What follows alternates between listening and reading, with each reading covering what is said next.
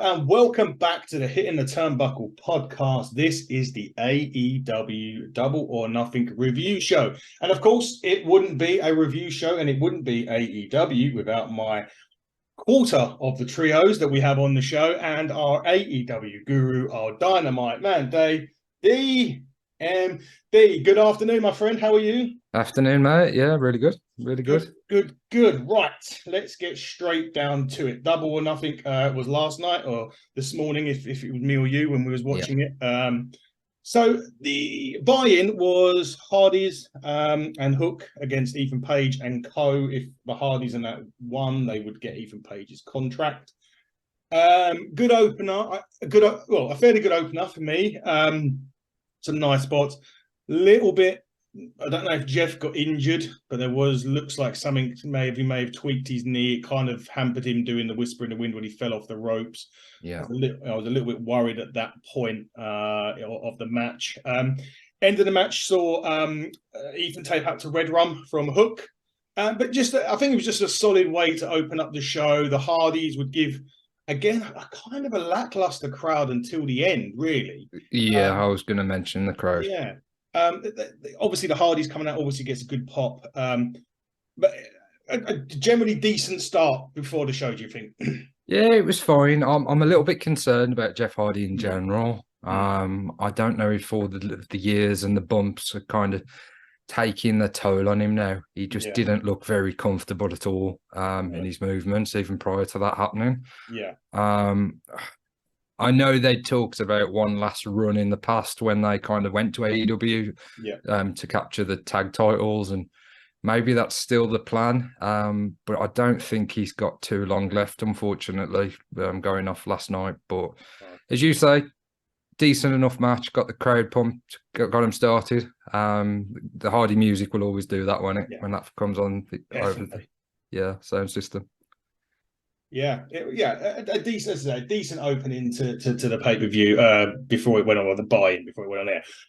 And as usual, how many times I say this, AEW starts with our good mate Orange in the 21-man casino blackjack, a battle royal. This was a fantastic start.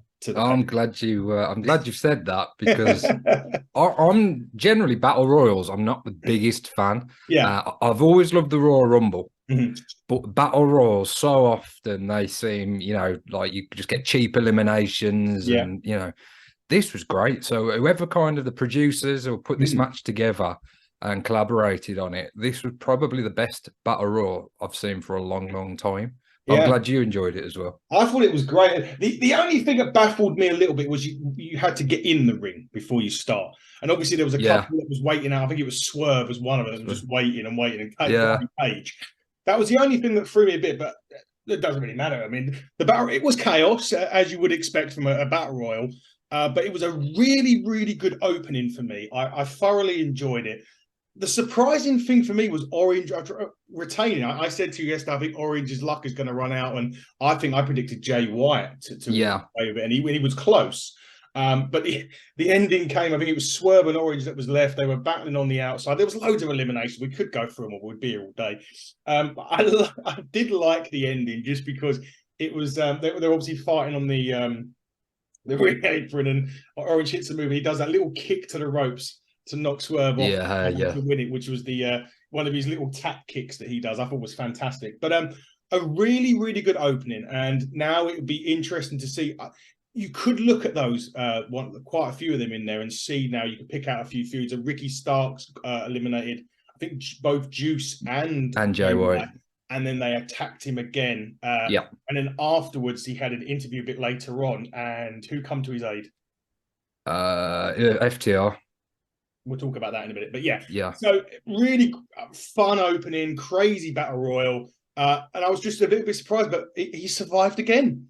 I predicted after much deliberation, I did predict that Orange would do it, and I just thought the way they did it, the match really with Swerve, because they had a few minutes at the end. That was great. Swerve is going to be a megastar, I think. And I'm glad it was him that was in the final two.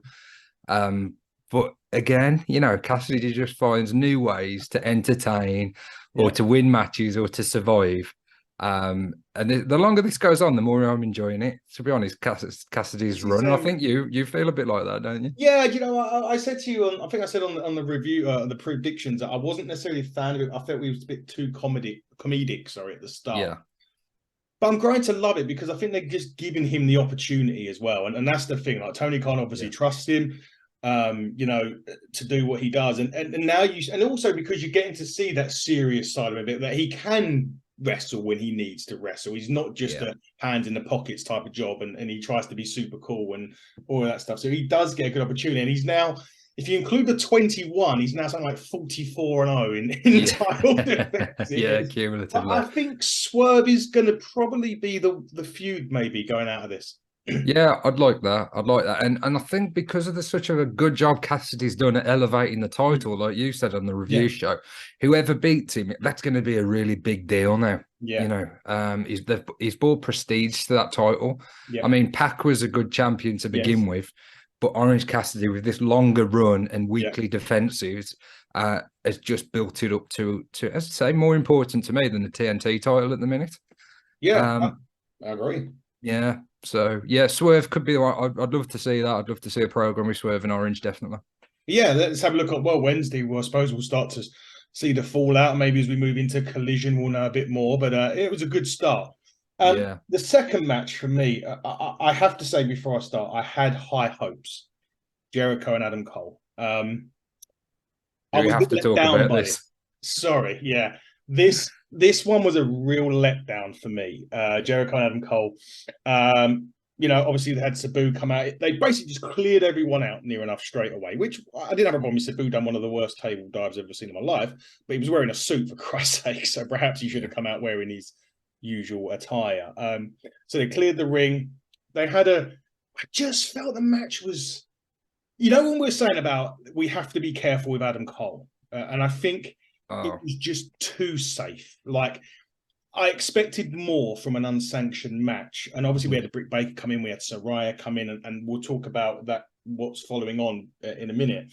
And then the ending was the referee stoppage, which to me, you shouldn't get in an unsanctioned. I don't know. Anyway, my point of view, I had real high hopes for this. Adam Cole gets the win, referee stoppage. He was basically just punching Jericho in the head. And I think was it Aubrey that stopped? Was it Aubrey the ref on this one? I think it was. Yeah, and she stopped it. Adam Cole wins, but it should have been a lot more. Do you think they played it too safe? Mate, I am one of the most positive AEW fans you will find. I always try and find something good in everything, even if something doesn't quite land. I don't swear on this podcast very often. No. This was fucking awful. I'm so angry about it. I'm really pissed off about it because I was confident that the Sabu stuff would make sense. Yeah. And it makes even less sense now. So an unsanctioned match, AEW aren't kind of taking any responsibility for it. Mm-hmm. So if you've got an enforcer, surely that is somebody that both participants agree on. Well, it wasn't, was it? It was just he was with Adam Cole. Yeah.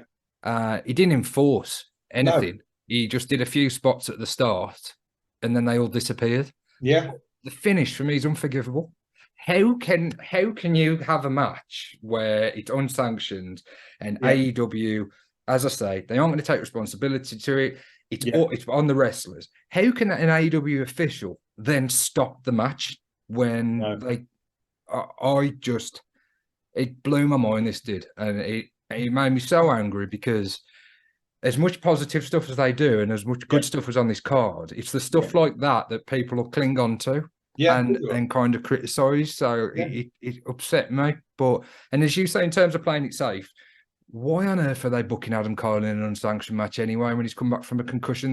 They've booked him into a hole, and there was one spot where Jericho threw a chair at him and he got his hands up and blocked it. But I'm just like, a bloke that's come back from what he's come back from shouldn't be having a steel chair thrown at him in one of his first matches back. So, do you think it would have been better if they had sort of done maybe and I know you mentioned on the review that you'd hoping it was a one-shot match and Adam Cole would go on. Do you think if they were planning this unsanctioned match, it may have been better to have done like a 3-match series? Maybe have Jericho to sneak a win in the first one, or Adam Cole wins the first one, Jericho sneaks the second one, and then they go to the unsanctioned match, because Adam Cole has a bit more time in the ring before you throw him into a match where, like you say, he's literally just come back from these severe concussions that, and especially in a match where anything really does go, the risk becomes so much bigger. So do you think a 3-match series or a couple of match series might have been better than throwing them straight into this? Yeah, I even think they could have just done a tag match. They could have done Roderick Strong and Adam Cole against Jericho and Garcia. You could get Cole picking up the win on Garcia, or you could get Jericho picking up the win after Strong beat him on Dynamite, and you can extend the feud like that. You can lead to the one-on-one match or a stipulation match. Yeah, this obviously isn't over. No. But after that, it's just left such a bad taste in my mouth. I wish it was over. I wish Adam Cole could just move on to something bigger and better now. And I was very complimentary about Jericho the other day, but this, as you may perhaps can tell, this annoyed me greatly. Yeah, no, I was really underwhelmed. I was expecting, I don't know, maybe I was expecting too much. I don't know, but like you said, this isn't finished now. So following on from this match. And it was announced a bit later on in the show that, so we said Britt Baker come out, she hit Jericho with some kendo sticks. Saraya come out, Britt hit her with some kendo sticks. And it's now made a match for Wednesday on Dynamite, which is going to be the mixed tag match. I mean, could that have been on Double or Nothing? Could that mixed tag match be on? That would have made sense after Saraya, what she did to Britt with the kendo stick. So couldn't they have done that for this? I don't know, mate. It made no sense. Yeah, it was a bit, and I agree. It could have been. I think they could have done this match, or the mixed tag could have been the blow off. You could have done things leading up. They had the bit where they chained him up, and she got hit. They could have had the following week. They come out and got their revenge to lead to the match on Wednesday being yesterday. Yeah, but they didn't. Is it underwhelming? It was what it was. We're going to have to just suck that one up as fans and just take it. Literally, that's all I can say. I've got it off my chest. I'll go back to normal now. Yeah. So the next match on the card, FTR, Jarrett, and Lethal. Mark Briscoe referee. In this one, I suppose I expect a lot from it just because it's FTR. I expect probably the well. I thought this match was passable to good, but could have been better. Yeah. And again, I suppose that's because FTR are probably the best tag team in the world. Jeff Jarrett can still go. Lethal's an outstanding talent. It started off really slow, which was cool. No problem with that at all. Got nice in the middle, really good middle part of the match. Aubrey Edwards taking a fucking guitar shot from Karen Jarrett was amazing. And to be fair play to her for taking that. I don't know if that actually, obviously the guitar is gimmicked to a degree if you hit the right area of the guitar with your head. I'm not quite sure that she got the full extent of the gimmicked part of the guitar by the looks of that shot. I could be wrong. It looked pretty stiff, Yeah, it was pretty. It looked pretty stiff. It was a lot like Memphis style wrestling on that. And Aubrey come out to the point where I think they literally had a big 2 count off of the Doomsday, wasn't it? And then Sanjay Dutt. But we're getting a bit far ahead of ourselves. Sanjay Dutt was kind of sent to the back at one point by Briscoe, and then Jarrett actually hit Briscoe with a guitar. But FTR hit Big Red. That was it to Jeff, and that's when Aubrey come out. She got the hit with her head with a very stiff looking guitar shot. And then they hit. Did they hit the power drive, wasn't it, by Dax to Lethal? But then he hit him with the belt. That was it. Jarrett hit him with the belt. I'm looking as I'm noting down. The stroke to Dax. Briscoe wakes up. It was only a 2. And then he goes and tries to hit Briscoe, and he slaps him, and he gets put in Big Red 1, 2, 3 all over. So a bit Memphis style booking. I just probably expected more. Match was fine. Don't get me wrong. I've got no complaints. I just probably expected it to be a bit better because of who was in the ring. Yeah, it was like, as you say, a Memphis style. They're very TNA as well, a lot Yes. overbooked stuff, but I don't mind that as a Oh. standalone on the card. Mm-hmm. Bit different to everything else on the card. I really like Sanjay Dutt. I think Yeah. he's a great little Yes. heel He manager. was really pissing off Jim Ross on Yeah, commentary. Jim Ross called him a little jerk, which Yeah. popped me. Like I started laughing when Yeah. he said that. He said something like, "Get away, you little jerk." Yeah. I even like Satnam as well. Yes. I do like that little faction. Mm. But ultimately, I'm happy with the result. I'm happy Yeah. that FTR hit their finish. Yeah, got the 1, 2, 3, and then they can move on to a different style match with someone like similar, like Lucha Brothers or something like that. Well, I think they could have done maybe something different now because Yeah. we're talking about like, earlier on when Ricky Starks eliminated Juice and Yeah, good choice. Jay White from the Rumble. Yeah. Ricky Starks had an interview at the back. He was already looking around as if to, like, waiting for them to attack him, which they did. FDR come through the curtain, chased them away. So perhaps now we're going to get an FTR Bullet Club Gold feud, which take my money now. Yeah. I'd be quite happy with that. Who would be Bullet Club's third man? Because they got a lot to choose from. But yeah, if they do a trios, I mean, they could do I suppose they'll need a trios if Starks is getting involved. Well, AEW tend to do stuff that's very deliberate. So the fact that it was Yeah. FTR that made the save, Yeah.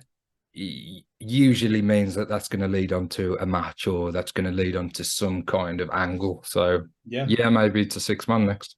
Well, I'm all for that. I love Yeah. those. Get another one of it. Is it Tamatongo? He's a free agent at the minute. Yeah, that one he's been rumored. Yeah. We're moving to Forbidden Door, which is the next one, which I'm really looking forward to. I always look forward to that. So perhaps they bring someone in for that. They build to it maybe because they're always going to come out and they'll announce things as the weeks progress on Dynamite and Rampage and soon to be Collision. So hopefully we'll get a bit more of an insight. But yeah, I'll take any of those. Just give me them. Take my money for that one. Yeah. The next match on the card, Wardlow and Christian.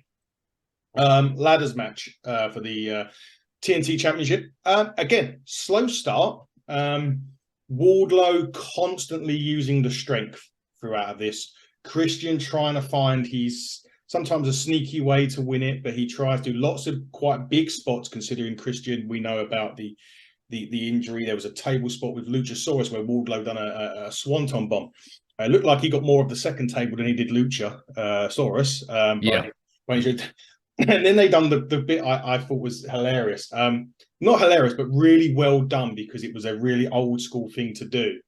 And the reason why I say it was old school thing to do is when I was watching Night of Champions the other night and Brock had Cody in the Kimura, Cody's head was down by Brock's sort of stomach area. And I was saying, bite him, because that's what we generally do. And it made me chuckle to myself when Luchasaurus had the Arn Anderson in the chokehold and he bit his thumb. And I know that it was probably a capsule in his mouth to make it look like he'd bit his thumb. But it was that kind of made me chuckle for that reason. But it was such an intelligent move from Arn Anderson. Shows the experience. He bites Luchasaurus's thumb. He was bleeding all over the place. And then he catches Christian off the ladder. And wow, powerbomb away. There was one funny point as well just before that where he tried to climb the broken ladder and the ref was going to come in to hold it up and the fans were booing the shit out of it. Before. They got the ladder in, a big power bomb. Wardlow retains, slow start, accelerated as the match went on. Actually was really, considering it's two contrasting styles and sometimes the contrasting styles doesn't work. You put Christian in there, he'll make it work. Wardlow is an MVP waiting to happen, in my opinion.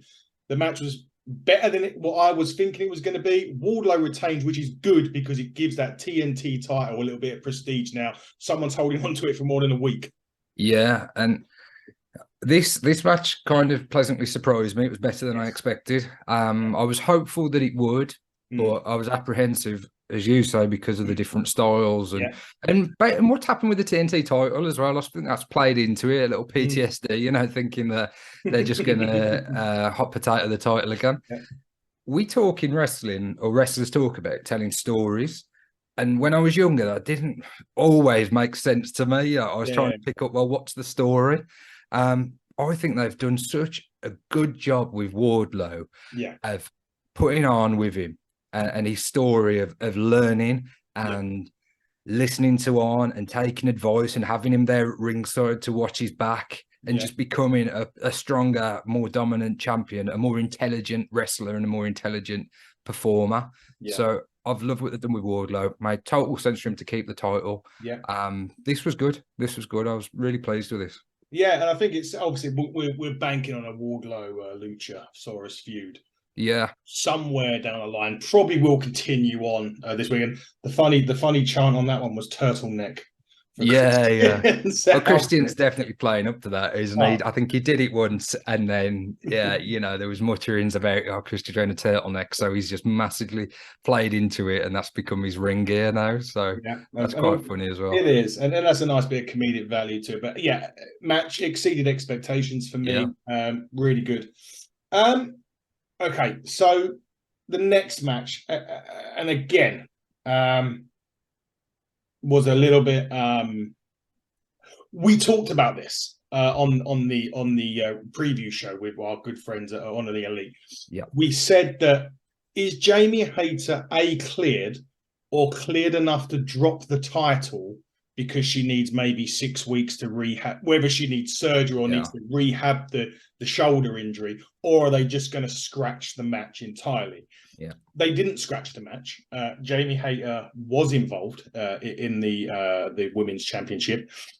It took her 2 goes. The Outcast had attacked her from the start.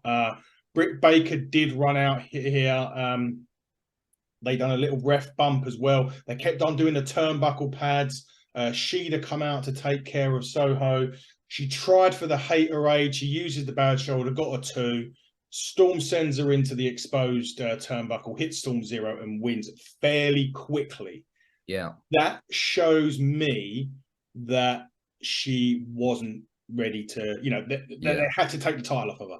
And I think that in the press conference afterwards, Toni Storm kind of alluded to her first run being an interim, and she didn't want that bullshit, she said, again. So I'm assuming what was happening here was Hayter was, I suppose, good to go for the match to get the title off her within 5 minutes, and now has to go away and get surgery or rehab. Yeah, I think that's bang on the money. I did predict that Toni Storm would win. Yes. But basically because of that, I think prior to the injury, Hayter was probably going to have quite a decent run with the title and perhaps go into All In as the champion. Hopefully now she can get the surgery or get the rehab and get sorted, and they can tell a different story and have her trying to win the title back at All In if that's the direction they go and she's ready in time.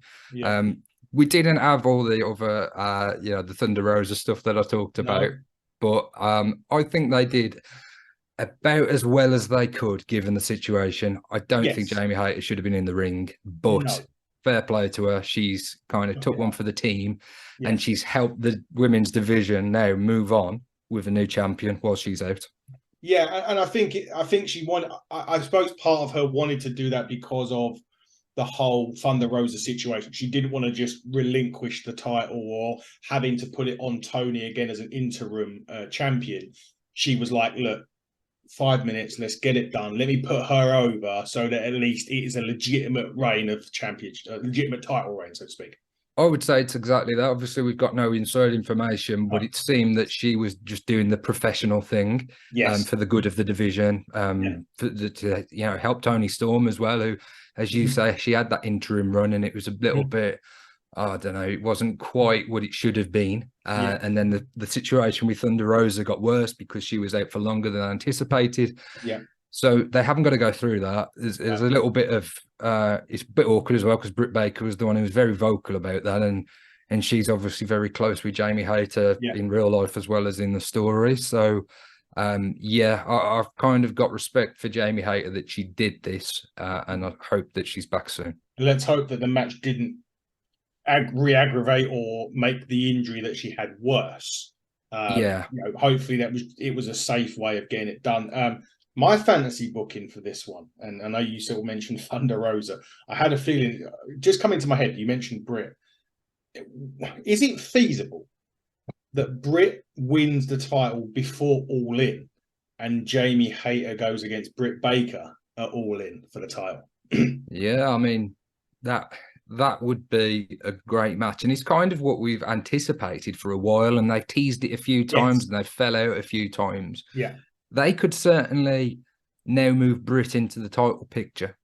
And if there's enough time, I mean, we've got till the end of August for All In. Yes. Yeah. So even if they did some kind of tournament and Jamie Hayter ended up winning the tournament, so they don't actually, nobody turn, Jamie and Britt, they don't turn on each other or anything. Yeah.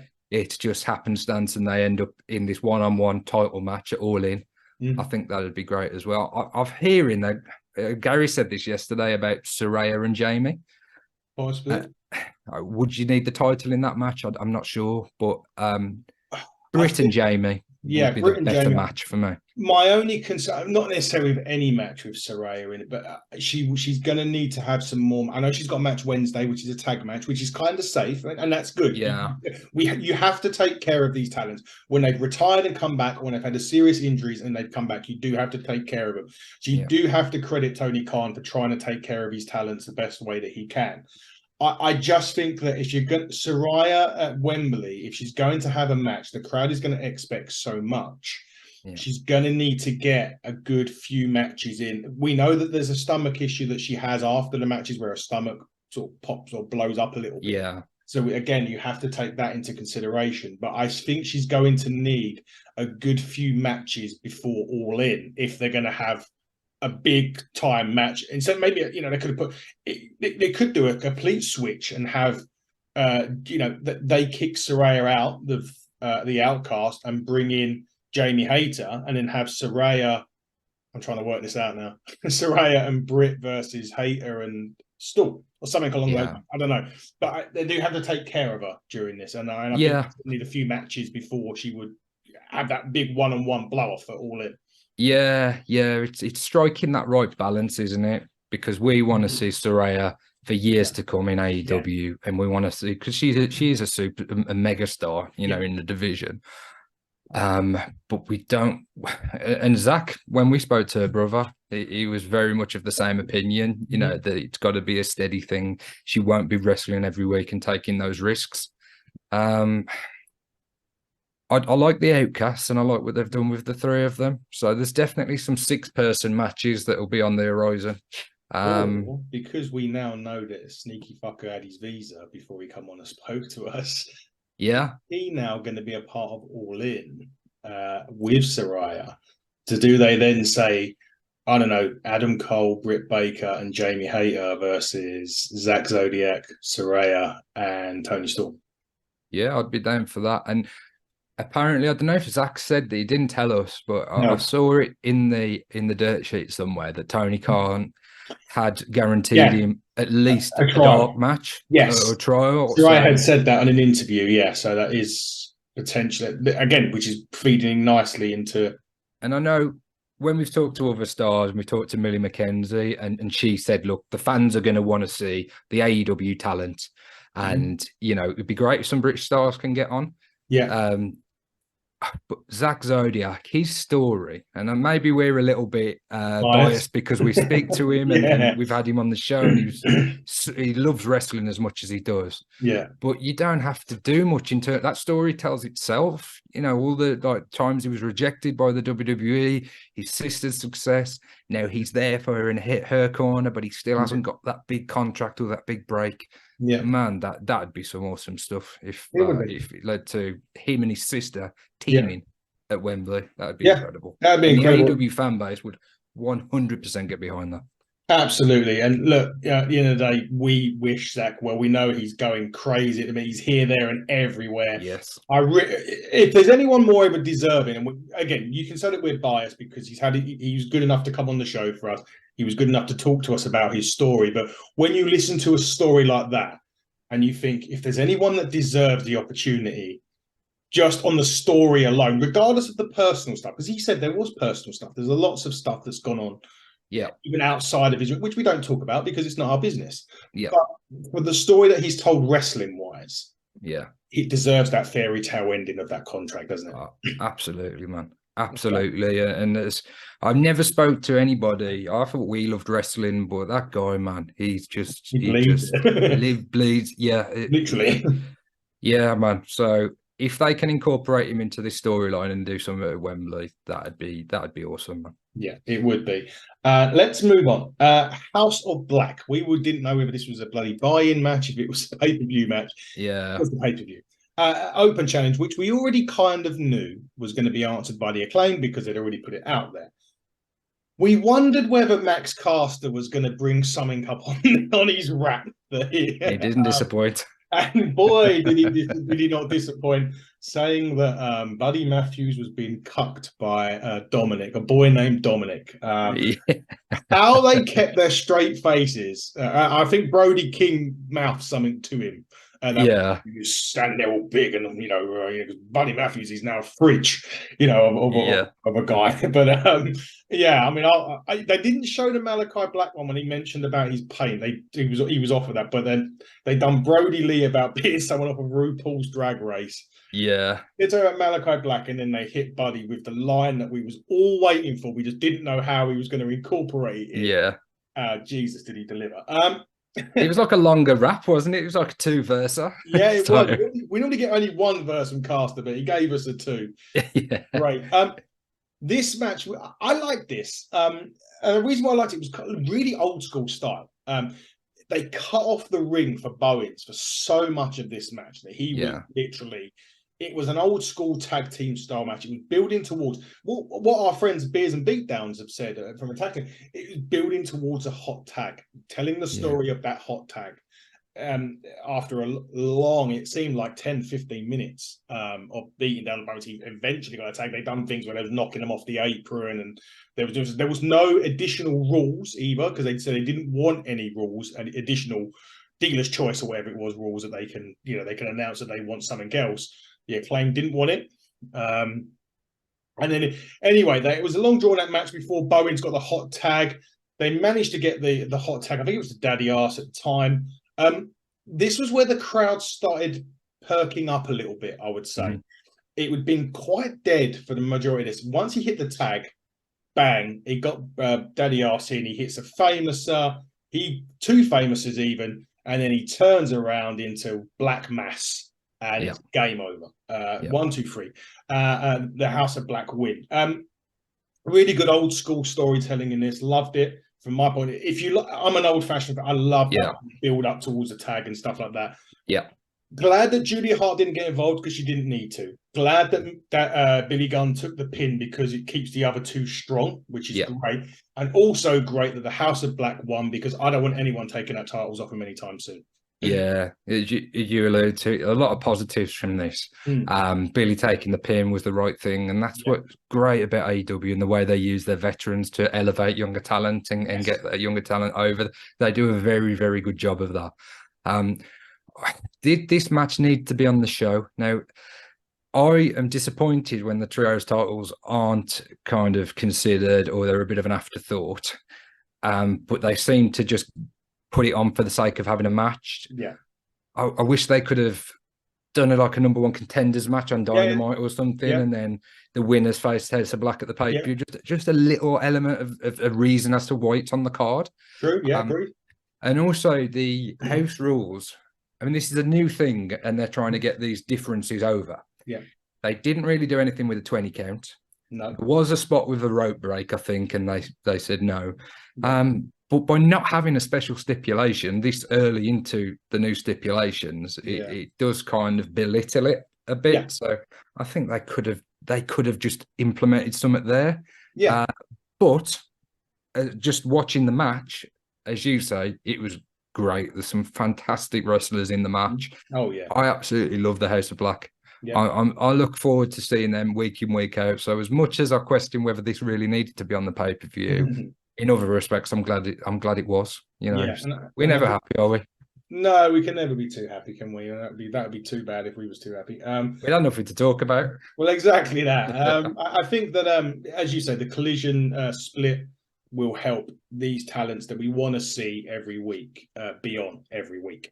Well, similar to what they've done with Orange Cassidy, on first match pretty much every week, bang, international title.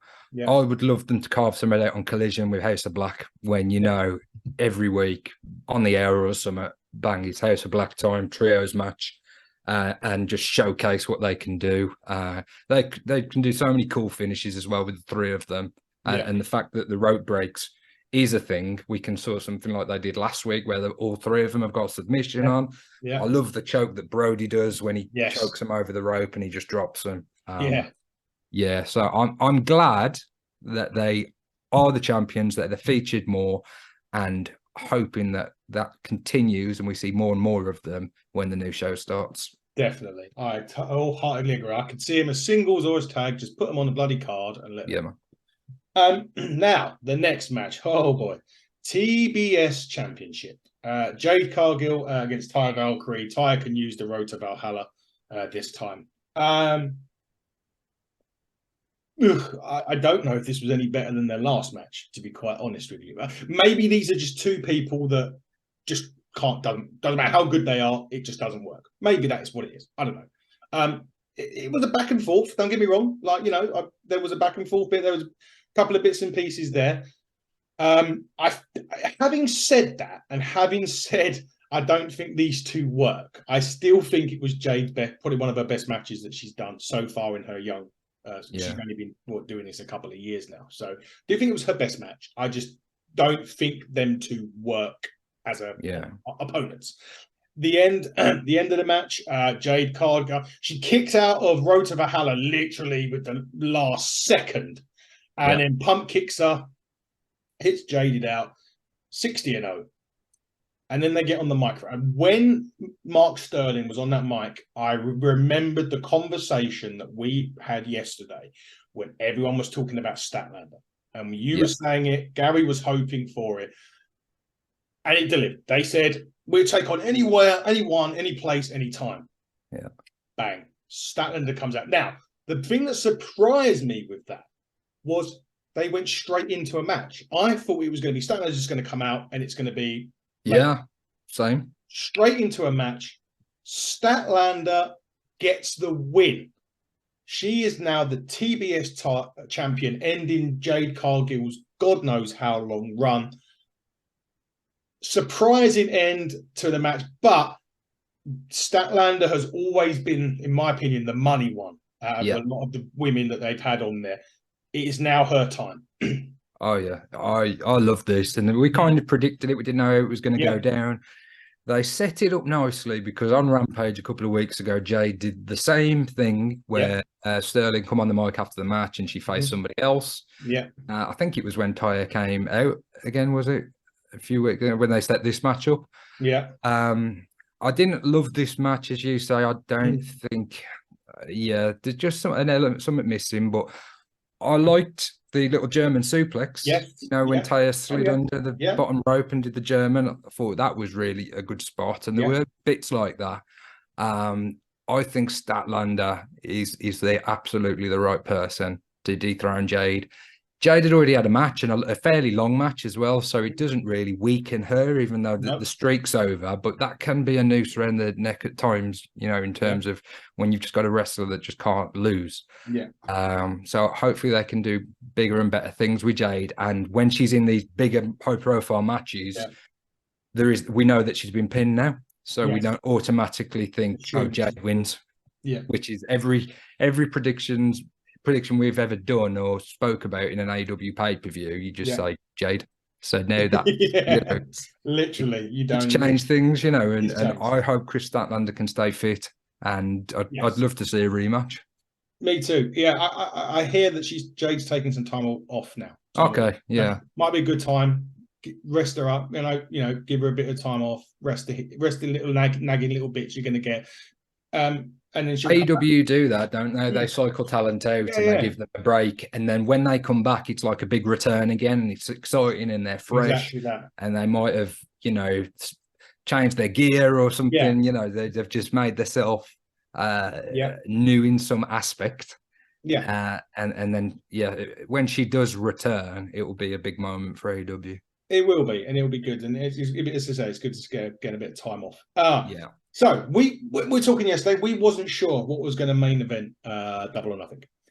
The semi-main event was actually the Four Pillars match. Some really cool entrances on that. Loved the entrances, but they were great. Sammy Guevara, congratulations with Tay Conte expecting the baby, which is fantastic news. Loved how they announced that. It was really cool. We said before, in terms of mic work, there's no, it's MJF. You know, he was the best on the mic. The other three can't come close. This match for me, in terms of, we'll talk about Anarchy in Arena in a minute, but in terms of pure wrestling, there was no, yes, there was Dynamite, Diamond Ring was used and all that stuff, but this match for me knocked it out of the park for those three. I'm not necessarily saying I still believe that any of those other three, maybe Darby could be a potential world champion. Yeah. But in terms of this match, it delivered. There was false finishes. There were times when even I was thinking, Jesus, and we sure MJF's going over here, because there was so many type bits and pieces like that. I think he injured his arm doing the power bomb. It looked as off the top. It was strapped up in the press conference at the end. It was bandaged up, so that we don't know how serious that is. Hopefully, it's not too serious. But he doesn't wrestle too much anyway. So, and he's already said on the press conference he's not doing Forbidden Door. He's got no interest. He's to drizzling shits, as he called it. Yeah.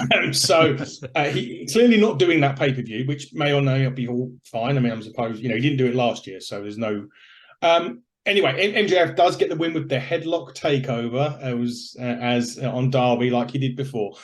But what an amazing match that was. Yeah, this we've spoke for weeks now about this match, and it would be great.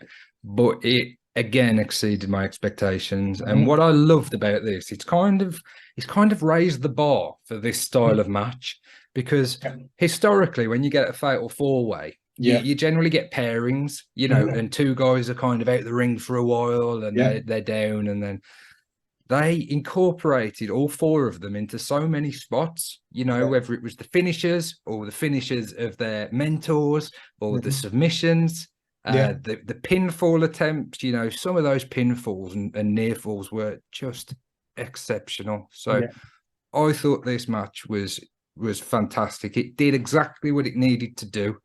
MJF ultimately won, and we were sure that was the case, but it has elevated the other three, shown that they can main event pay-per-views. I know they were saying it was a double main event, which I'm not a fan of that terminology. Same as WWE with a triple main event. Definitely. The main event is the last match. That's it. You might have, special matches, stipulation matches, feature matches. Main event is the last match to me. So that does, I don't accept that. But in terms of, it could have been on last and main evented, absolutely no problem. They all held their own in the ring. It'll be interesting to see what direction they go in there with the next world title challenger and what the other three do. Exactly that. The main event, fucking hell. Wow. Jesus Christ, here we go. Okay, the shits hit the fan, as Justin again. Robert. Holy shit, this literally it was carnage, absolute carnage from the start to the. I thought this was absolutely brilliant. If people want to slate it, they can. If it's not to their taste, it's not to their taste. I couldn't care less. It may have not necessarily been to my taste, all of it, but it was absolutely brilliant. You had power drivers on cars. You had exploding super kicks, thumbtacks in the mouth, thumbtacks all over the place. Christ knows, that leaf blower was in there at some point. Yeah. Callis was on commentary, so I kind of expected, I knew that the finish was going to happen when he got involved. It was just because he was there. And then it got to the finish. Kenny finally realized that Callis was there. He kind of had not acknowledged it. Yeah. He was sitting there all day. He acknowledged it. And then comes a masked man from out of nowhere, kicks Kenny Omega, takes his mask off, and Dave, who is it? Kester. Thank you. It was him. He is, again, they never mentioned. Anyway, the Blackpool Combat Club picked up the win because of that. They didn't mention that he had joined the Blackpool Combat. No, I don't think he has. No, that was the thing. After the show goes off the air, and this is, I don't know if you've seen this, Kenny Omega gets the microphone. And he basically says, I haven't got many friends in the locker room. So I think I'm going to have to go elsewhere and get a couple of good friends that I know from outside of AEW. Okay. So we're looking at the Ibushi potentially. The lovers reunite. But Dave, how can we comment on that? It was just absolutely nuts. It was nuts. It was so much fun. It was. If you love wrestling, man, you can't pan this too much. It's like it's the opposite to like the Memphis style. I know who will pan it. Jim Cornette. Cornette will shit on it. It's the taster. I mean, what was it? The drop onto the thumbtacks with the bare foot. Yeah, oh, Jesus Christ. The exploding. I mean, I jumped at the explode super kick, the boot. So they rigged that up. There was so many. What this reminded me of is when I was a teenager playing wrestling video games, and one year they brought out a SmackDown game, and it was mental. You could go in the back, you could climb on top of the staging, on top of the big fist, and you could do mad stuff. You could go outside the arena. This was that, it was just an absolute spectacular. Carnage. I don't think anybody could be disappointed in it if you like wrestling. It was just so fun. No, you wouldn't want to watch a pay-per-view with 6 of these on. But there's one feature when you just potentially see this match or this match style once a year. Yeah. I didn't expect that they were going to top last year's, and they did. I think this tops last year's. It tops all of the ones prior to that, the Stadium Stampede. Yeah. I think this. I really do think these 2 last matches have. We watch wrestling for so long, and you think you've seen it all, and then these 2 matches are totally. I don't know, just blow everything out the water, and you've got to kind of tip your cap to AEW. Even people that aren't a massive fan of AEW, to be able to produce something like this, so innovative, and the story with Takeshita at the end and the heel turn, and now Kenny's got to recruit probably Ibushi, as you say, for a 5-on-5, I assume blood and guts, but you kind of think, how can they top this in the next match? They'll have a job. I'm kind of looking forward to seeing how we get there as well. Yeah, definitely. And Kenny said that. Did he say a couple of friends? Did he? Or I think he said 1 or 2. Yeah, because he was saying he's not got many friends in the locker room. I think that was hinted at the issues with Punk and the divide that's caused. So maybe 1 or 2. He was saying, I don't know, maybe. I mean, they're only 1 down though, right? Remember, right? So it'd be 5-on-5 if they get Ibushi in. So maybe they only need 1. Yeah, so. I'm so happy for the Elite as well. Yeah. I mean, they've taken a lot of shit in the press, and we've talked to Just Incredible and people like that, and there's definitely a divide backstage. There's the Elite and there's everybody else from the sound of it, and I absolutely love all 4 of them, and I would hate if any of them left AEW. So to be able to have this kind of match, to have so much input, and they showed that they love wrestling. It was just a celebration of craziness and mad wrestling at its best for me. So fun, so much fun. It was brilliant, and I think those last 2 matches saved the pay-per-view a little bit though. It was definitely a little bit. For me, it was on like a 5 or a 6, and it went to a 7, close to an 8 on the back of those 2, because the crowd didn't help. I have to say, they got up for the ends, which is great, but throughout the night, they were just pretty much. So I gave it a 7 point. No, I'm going to give it an 8. Fuck it, I'm going to round it up to an 8. Yeah. If it weren't for those last 2, it would have got a 6 or a 5.